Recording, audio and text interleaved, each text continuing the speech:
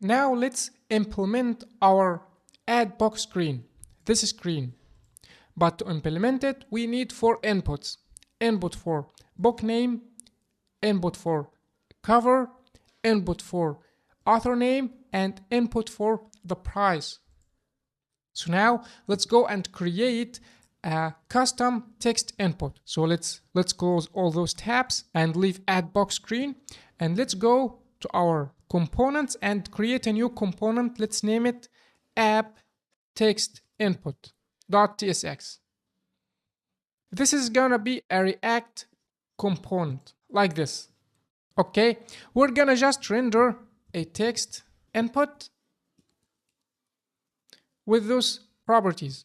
First, the value, we're gonna pass it as a prop here, value, and on change text, we're gonna pass it also as a prop here because we want to make our component is reusable. And the third is placeholder. We're gonna pass it also as prop. And finally, keyboard type. Is there a way to pass all text input properties? Of course there is. We can spread here the other props of our text input and also add them here inside props. This way allow us to use all of your text input properties. For example, like default value and so, and all the text input properties, okay? But now we just need those 4 properties, the value, on a change, placeholder, and keyboard type, because we're gonna use them inside our add box screen. So now let's try to render this app text input and add to him some styling. So let's go to our add box screen and let's add a view here with text inside it. Let's make it box details.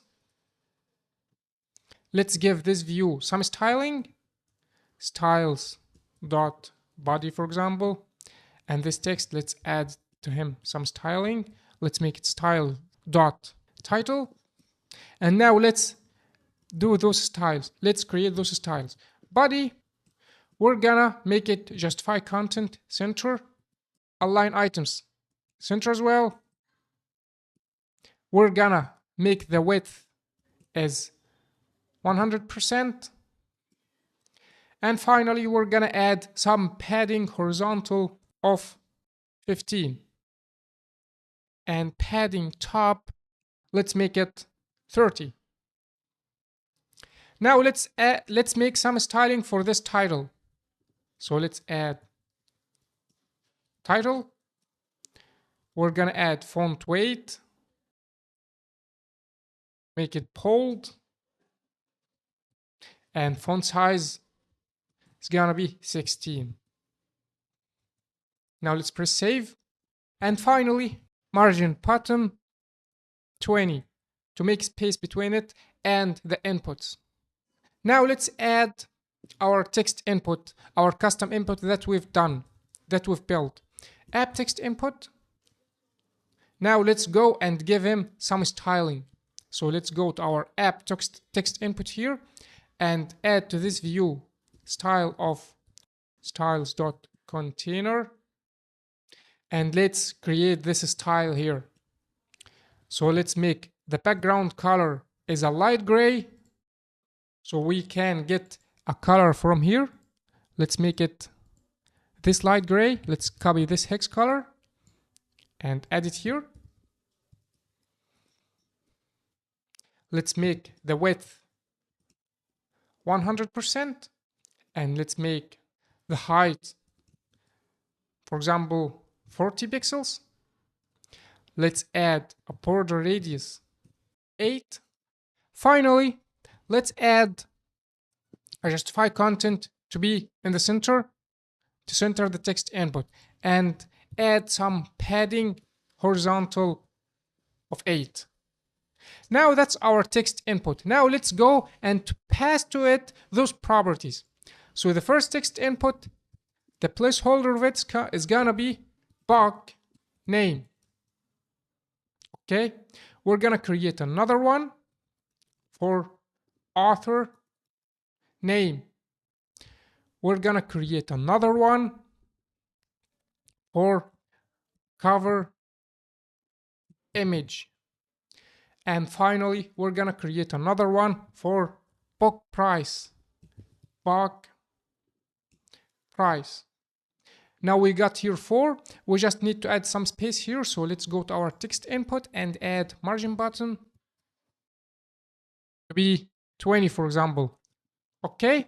So now those are 4 inputs. I don't like this green gray. Let's change the color. Let's pick another one. So let's make it this color, this light gray. And instead of that, I think that's much better. Okay. Now let's go and control those inputs. To control inputs, we're gonna later use a React hook form. We're gonna use this wonderful package later in our e-commerce project.